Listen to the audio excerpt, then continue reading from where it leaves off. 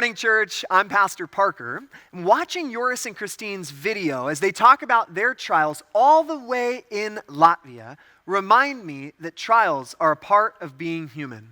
Today, we're going to talk about trials and how God can use them to mature us into His image. We're going to be in James chapter 1, verses 2, 3, and 4, and then we're going to jump to verse 12. So this is the word of the Lord through James, the brother of Jesus. Consider it pure joy, my brothers and sisters, whenever you face trials of many kinds, because you know the testing of your faith develops perseverance. Perseverance must finish its work, so that you may be mature and complete, not lacking anything. And then verse 12, blessed is the man who perseveres under trial, because when he has stood the test, he will receive the crown that is life, that God has promised to those who love Him. Trials are hard to preach on because they are so varied in their scope.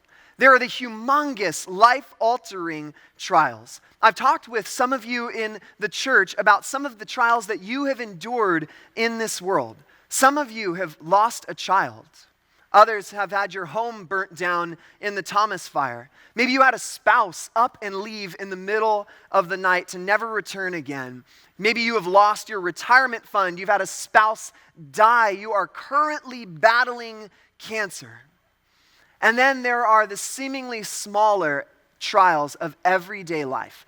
The moments when the kids are late for school and somebody just spills peanut butter down their shirt every single time. When you hit every red light, when you are already running behind to a meeting. When you're trying to teach your son or your daughter a valuable lesson and they just will not listen to you. When your golf game is weak that day. When you don't want to clean the house because you are just too exhausted after a long day. Trial is a broad word. This is why James writes verse 2. He says, consider it pure joy, my brothers and sisters, whenever you face trials of many kinds. The NRSV translates many as the word any. So saying whenever you face trials of any kind. There is a spectrum of trials that life brings our way, and James is honoring that with this verse. So it makes preaching on trials difficult. Because with an audience this size, there is some deep, deep pain here that would make some of the things that I consider a trial in my life look completely insignificant. I feel like this whenever I'm talking about the challenges of raising 2 young kids to a parent with like 5 or 6 kids, like Pastor Doug, who has 6 kids. I find myself thinking whatever I'm going through cannot be as trying as what they have endured. But if we continue to think like that, we will miss what God is doing in our lives because God works through the huge trials and the seemingly small ones. Most of us can look back and see God working in the past trials of our lives. In fact, just for a moment, let's pause. Let's think about a trial that you have endured in your past. Ask yourself, God, what were you doing in that? What have you done with that trial, God? We'll just take a second to give you guys a moment to think about a past trial you've endured. So hopefully, you can see how God has used that trial to shape and mature you into the person you are today. But if you are currently in a trial, man, it can be so hard to see God at the moment. It's easier to see God moving with hindsight than it is to see Him in the present. But still, even though we can look back and see God moving in and through our lives with trials, none of us would sign up and volunteer to walk through trials. Yet even still, trials define our stories. When we look back on our stories, we see that trials shaped us into who we are today. They define us and they mark us. They mature us into the people that we are. Trials are the defining moments of our lives. Think about this. No one wants to read a biography of someone who had every single thing go right for them for every single moment of their life. We know just intuitively that that isn't even possible because trials are a part of being human. We may want to live those lives, but we know that they aren't possible. We read stories of people instead who have persevered through horrible odds and have ended up triumphing despite whatever the trial brought their way. This is like what makes a good story. So it makes a good war story. If you've seen 1911, you know how many obstacles these men had to go through to get their message to the front lines. It's what makes a good autobiography. It's what makes a good sports team story, a comeback story, right? But even though we can see in our culture and hopefully in our lives that trials define us, trials are so painful to live through. This is what makes James, what he's saying here, revolutionary. The phrase that we are processing this series through is the new normal that Jesus offers is infinitely better than the old normal we've been taught. Last week, Doug preached a great sermon on the overview of James, laying the foundation of this series for us with the backstory of who James was. If you didn't catch it, go back and listen to it or watch it on YouTube, because we will draw from that and we'll build on that series, that sermon, as we go through this series. One of the things that Doug talked about last week was that the resurrection radically rearranged James's reality. The resurrection offered James a new normal that was infinitely better than the old normal that he had been taught. See, James was Jesus' half-brother who was not a follower of Jesus while Jesus was alive. In fact, he was a skeptic. But when Jesus came back from the dead and showed himself to James alive and well after his crucifixion, James left his skepticism and became a full-fledged follower of Jesus, becoming one of the most prominent early church leaders. The resurrection radically rearranged James's reality, and it should have the exact same effect on our reality. This is especially true of trials. When you experience the reality of the resurrection, it has the power to change your perspective on the little trials all the way up to the humongous and difficult trials. Let me give you an example from the scriptures of how the resurrection changes our perspective on trials. The cross. It was the most horrible way that a human being could die. It was graphic, it was brutal, it was shameful, it was a horrible way to die that most people wouldn't have wished on their worst enemies. And yet Jesus willingly endured this trial. Jesus could have chosen to not go to the cross. Yet if you remember in the Garden of Gethsemane, as Jesus has been praying for strength to endure the trial ahead of him, his arresters come to him. And Peter just leaps into action, lopping off one of the guy's ears. And Jesus tells Peter, stop. He heals the man. And in Matthew 26, Jesus says he could just ask his Father to send thousands and thousands of angels to come and defend him.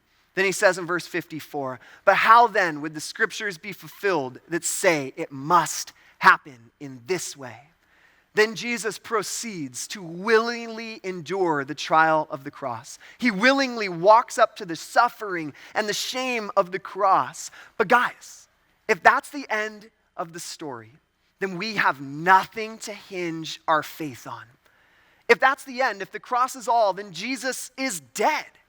Then he was just a prophet who maybe had some hard and compelling things to say about life, but we know that's not where the story ends. 3 days later, the stone holding Jesus in the grave rolls away as Jesus births forth a new humanity, as a new Adam comes erupting out of the darkness of death and steps forth into a new garden, just paralleling the story of Genesis 1 and 2 when God creates something out of nothing and then puts Adam, man, into the garden. Jesus, as he resurrects from the darkness into the garden, symbolizes new life, new freedom, and wholeness has come once again into humanity. The resurrection has freed you and I from death. And now we too can follow Jesus out of the grave and into the garden, back into the robust relationship with God that you and I were designed for. See, the resurrection of Jesus radically shifts our perspective on the cross. The cross wasn't just another prophet being brutally murdered. The resurrection redeems the trial of the cross. The resurrection, it's what catalyzed the early church and made men like James change their perspective on their realities. With the resurrection, horrible trials like the crucifixion of God begin to find weight, meaning, purpose, and even place in our lives. And this is available to all of us. But in order to see life from this perspective, you need to follow Jesus into a new life, a new perspective. You need to be born again. In John chapter 3, verse 3, Jesus says just that. He's talking to a man named Nicodemus, a leader in the Jewish high council, who's interested in Jesus' perspective on reality. But he's holding on to his perspective. He's holding on to his old normal. So he just can't grasp what Jesus is saying. Finally, Jesus tells him in John 3:3, "Very truly I tell you, no one can see the kingdom of God unless they are born again." He's saying, you can't have the perspective I have. You can't have the perspective of Jesus without accepting the resurrection life of Jesus. So what I want to do right now is I want to pause and pray. If you are participating in this and you have never accepted Jesus into your life, if you have never taken the resurrection as the perspective that you see the world through, I want to invite you to pray with me and accept the new life that Jesus has for you because of the resurrection. Would you pray with me? Jesus, I want this. God, I want you. I want to experience this new life through the resurrection, and I want to have your perspective on reality. I give up my old normal in exchange for the new normal that you offer me, God. Amen. Hey, if you prayed that prayer, I just want to say, welcome to the kingdom of heaven, my friend. Now, let's look at trials from the lens of the resurrection. Let's go back and reread some of the text. We'll read verses 2, 3, and 4. This is what it says. "Consider it pure joy, my brothers and sisters, whenever you face trials of many kinds, because you know that the testing of your faith develops perseverance. Perseverance must finish its work so that you may be mature and complete, not lacking anything." The phrase that James uses in verse 2 when he says, "whenever you face trials," is a metaphor in the form of a word picture. James is actually borrowing imagery from Jesus in Luke chapter 10 when Jesus tells us the parable of the Good Samaritan. Jesus starts the story by telling us that a man was just walking down the road one day when all of a sudden he is attacked by robbers who beat him, steal his things, strip him of his clothes, and leave him for dead on the side of the road. This is the imagery that James is borrowing. He's saying that this is what trials are like in our life. They just suddenly come on us like robbers in Jesus' parable. Suddenly you find yourself just surrounded by trials. They aren't like scheduled into your routine, like, oh, I have some space in my schedule this Thursday at 2. I might as well go through a trial for an hour. No, but instead they come and they interrupt whatever you were trying to do. When all of a sudden, you go from this incredible time with Jesus in prayer in the morning and you just feel the presence of God all around you. And you walk downstairs and you greet your little kiddos, and in 10 seconds you're suddenly frustrated at something. And it's like, where did the awareness of God's presence go? Is that just me, parents out there? Hopefully not, right? It's like when you think you're healthy, but then after a routine trip to the doctors, you find out that freckle that you've always had might be melanoma. And in an instant, you feel the trials press in on you. James is saying, in the moments when the trials of life suddenly seem to overtake you, consider it pure joy. Am I the only one that reads this at first glance and thinks, is James crazy? Joy in this situation? What does James mean when he says this? He goes on to qualify his statement.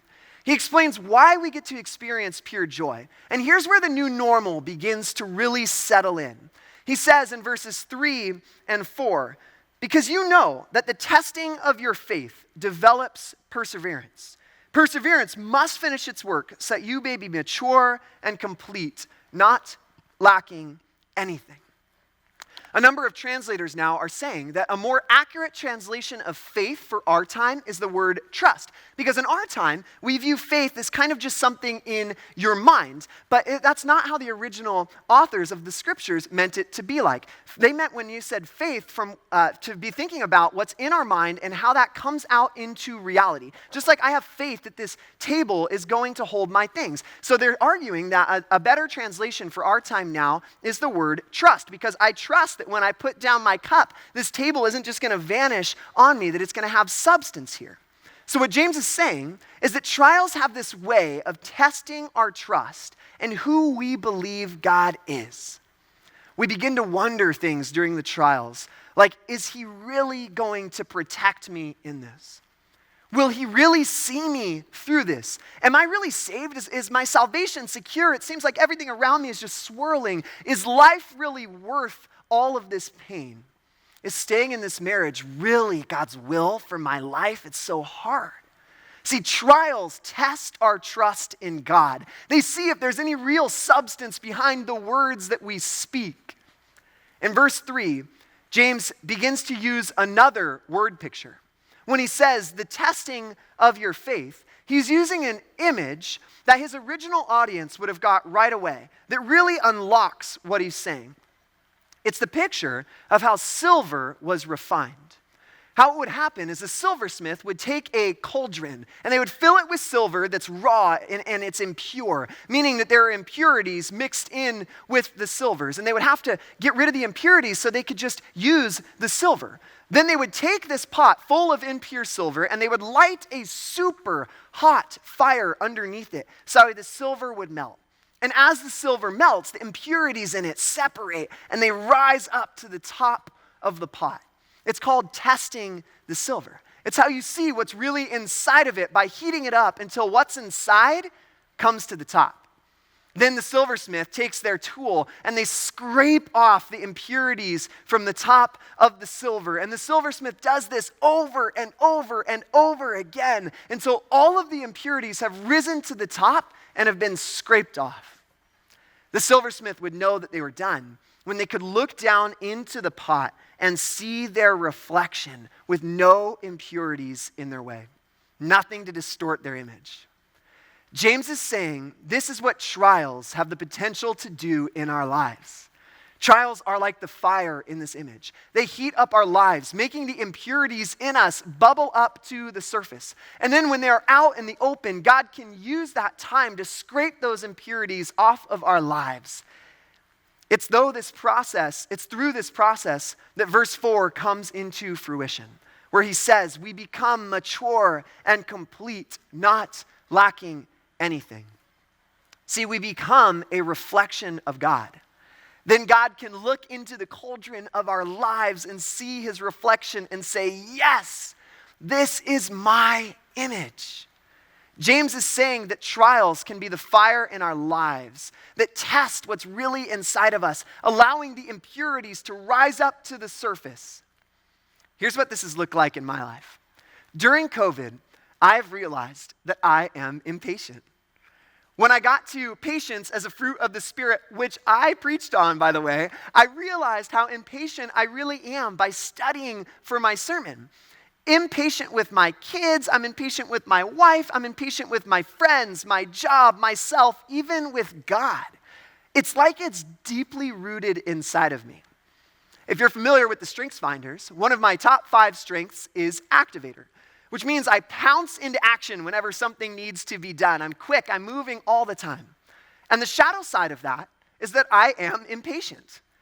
But God has used this season to show me through little and large trials that I am not displaying the fruit of patience in my life. It's by his grace that I have become aware of this. Because now I can surrender my impatience to God and watch him put resurrection life into that area of my life. This is what God does.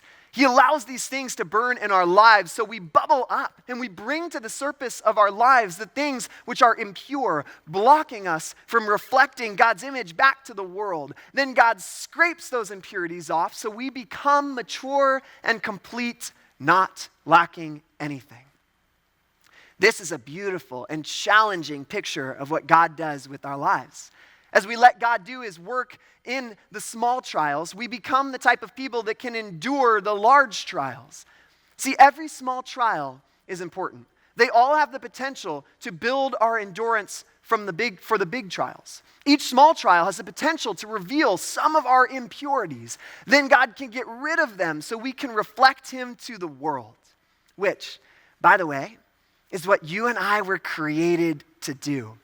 If you know the story of man from Genesis 1 and 2, we are made in God's image. The only thing in all of creation that is made in God's image. We are the imago Dei, the image of God. We were all meant to be image bearers of God in the world before impurities corrupted that ability to reflect God.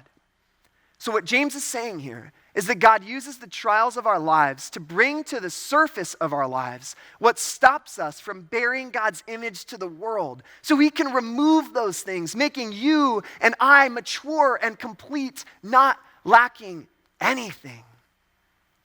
Unfortunately, humanity has a tendency to cut the process short because endurance is hard to develop. One of the lies that the old normal, the way of the world, will tell you is what doesn't kill you makes you weaker. And this is a lie. We know that it isn't true at a gut level. Remember, we identified a few minutes ago that the things that define our stories are the things that have tried us. They don't make us weak. They strengthen us by testing us so the impurities rise up and God can remove those things. See, if you keep living by the old normal, you will never want to endure during trials. You will believe the old normal's false story that the trials are making you weaker. If you don't allow the resurrection of Jesus to radically rearrange your perspective on reality, then you will believe the lie that trials are a hindrance to your spiritual life and journey instead of seeing them as the vessel of God's grace that mature you so you can reflect the image of God. Your perspective on trials has to change. A new normal must settle over us, church. This is the way of God in our lives. He wants to mature and develop us using the trials that feel like fire burning under our lives to make the impurities in our lives bubble up so he can scrape them off. Do not be ashamed when impurities rise to the top of your life. I've found that if you try and hide them, they just settle back down into your life when the heat of the trial is gone. These things can be God's grace coming up in your life. Identify what's come to the surface, even if it's shameful, and ask God to remove this. Pray against this stuff that you may better bear God's image back to the world. I was ashamed that I'm impatient before I began to wrestle with this text. Now I see the trials that have shown me my impatience as God's grace. When I was trying to hide my impatience, I was just hindering the will of God in my life, because I was trying to hide this from God, myself, and my community. And so instead of the impurities that came to the surface getting scraped off, they just settled back down when the heat of the trial was gone, waiting to come up again when the next trial put the heat on me. We have to become the type of people that allow the resurrection and the new perspective it gives us to change our view on reality. This is especially true of trials. We must see trials through the lens of the resurrection. We must see that God works through trials to mature and develop us. The old perspective will tell us that trials are a sign that God isn't working, and that is a lie. Trials are God's way to mature us into the image of Jesus. Only the resurrection can take a trial as horrible as the cross, a graphic torture tool, and turn it into the greatest symbol of life the world has ever seen. See, the resurrection rearranges the reality of our trials. It's what God does in our lives.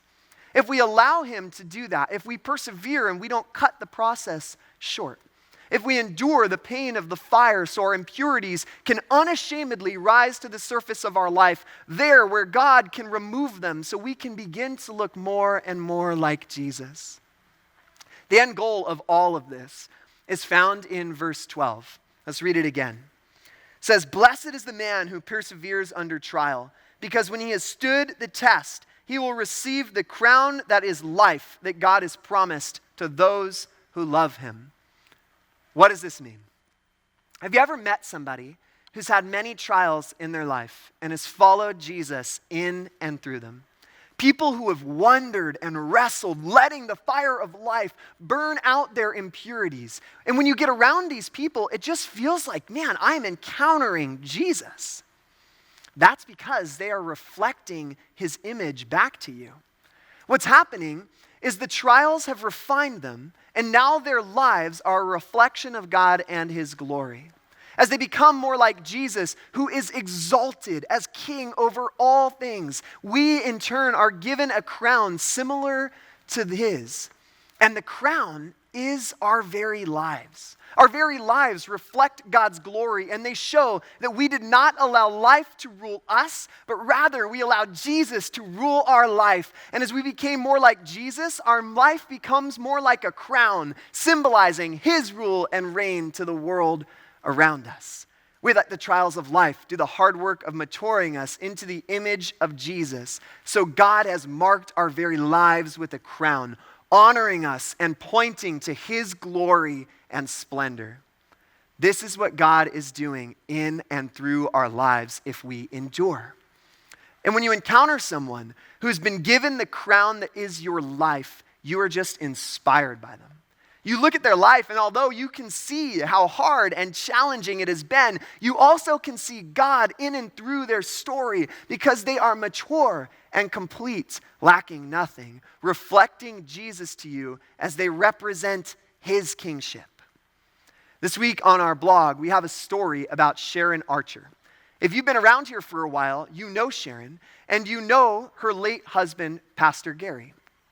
I had the honor of working alongside Gary for a short season here at Missionary, and I found myself, after every conversation with him, just marveling at Gary's life. He embodied what I have been preaching, and before his death, his very life was like a crown, pointing to the splendor, glory, rule, and reign of Jesus. The trials of Gary's life brought up his impurities. And as he endured, allowing God to remove them so as to become mature and complete. Everyone who knew Gary knew this was true about him. But what I did not know was that his wife, Sharon, had allowed God to do the same things with her life. I have heard story after story of how she has had her trust in Jesus tested, refining her into the image of Jesus.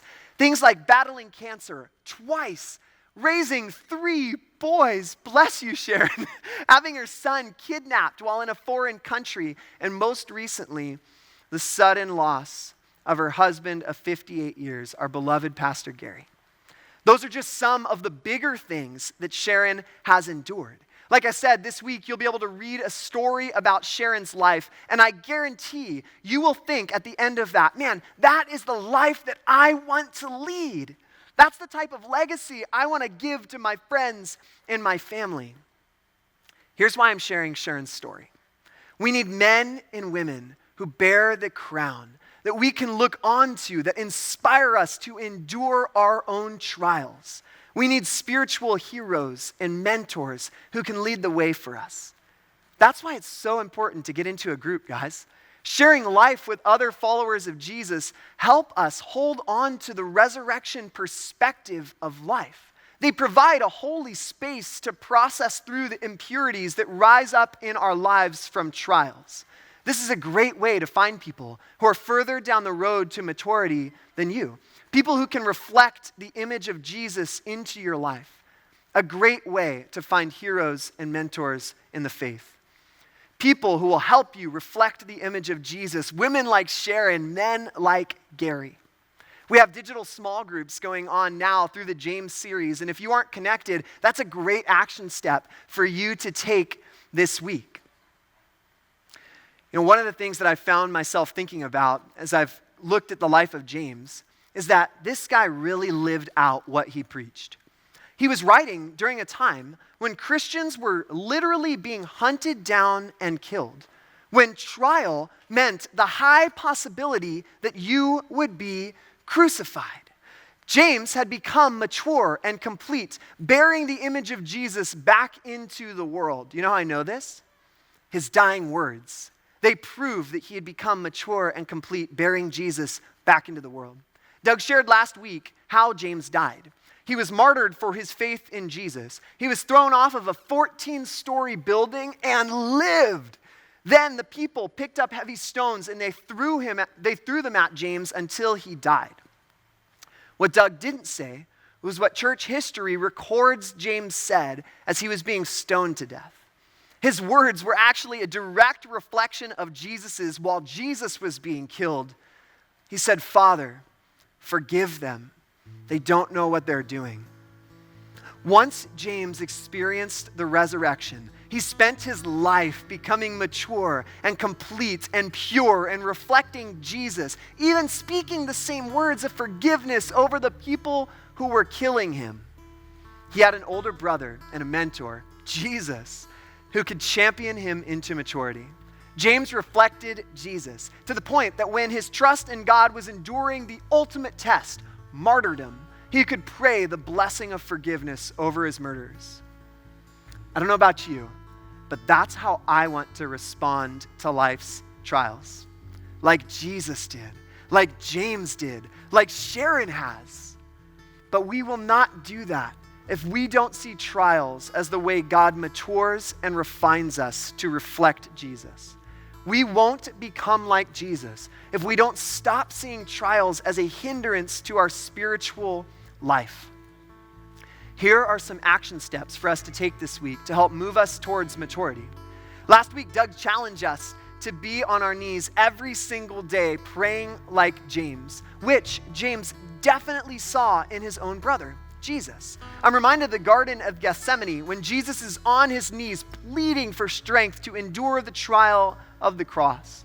As we mature and become like Jesus, this on our knees response to trial should be something that we practice with our lives. So I want to invite you into another layer of prayer that we see Jesus also doing in the Garden of Gethsemane. Jesus didn't just pray alone. He actually gathered 3 people, Peter, John, and James, the brother of John, different James, to come closer to him and to pray with and for him and themselves. So I'm going to ask that this week we continue to take the posture of praying daily on our knees. And now, though, add others to that prayer time like Jesus. This week, would you ask 3 other people to pray with and for you? Why? This is what Jesus did when he endured trials. And we're supposed to be looking more like him, maturing into his image. So we want to do what he did. Again, this is why getting in small groups is so important. You can go online and sign up for a James group to find some people that you can pray with if you don't know anyone. The last thing I want to encourage you to do is to identify an older, more mature, Christ-like mentor that you can just get some time with. Someone that just bears the crown of life that can inspire you to endure your own trials. So to summarize our action steps, get in a group if you're not in one. You can go to venturamissionarychurch.com and click the Zoom group tab and it'll help you get connected to that. Action step number 2, continue to pray on your knees. 3, establish 3 people to pray with this week. And 4, find a crown-wearing mentor. Hey, thank you, church, for leaning into and supporting the work of Jesus through Ventura Missionary Church. It's because of your continued generosity that we are able to reflect Jesus into the far-off corners of the world like Latvia. One way that we've been able to reflect Jesus to tons of people locally was at our very first drive-through VBS. But we all know with little kids, you never know what's actually going in, right? So we wanted to show you all a video from the Johnson-Baugh family of their kids reflecting what they learned about Jesus at VBS back to you all.